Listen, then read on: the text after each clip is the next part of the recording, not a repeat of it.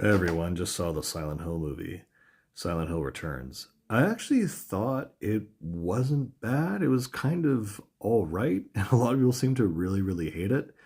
And maybe that's just because I'm just Unk and I'm just used to the lowest level of quality for these things and traditionally.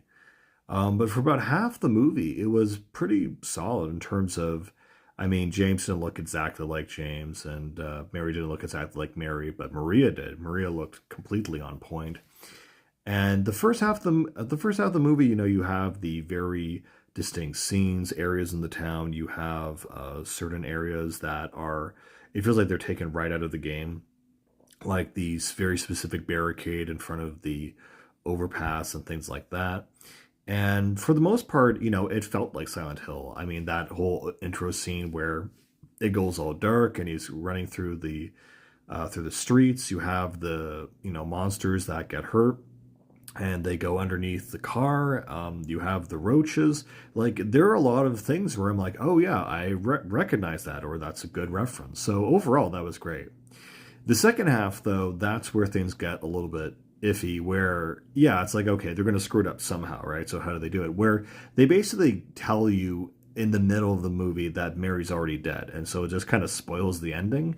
And then they have another scene where, like, they have this alternate thing where he has a psychiatrist and they're trying to heal him, but that's also all fake in his head. So, just kind of all this back and forth that wasn't really necessary. The other thing too is that Pyramid Head it is on the front of this movie, and Pyramid Head was very incorrectly in the previous two movies because they're part of James' psyche, but he doesn't really make a huge appearance in this movie. He has like two scenes, and like the big scene where James defeats the Pyramid Head.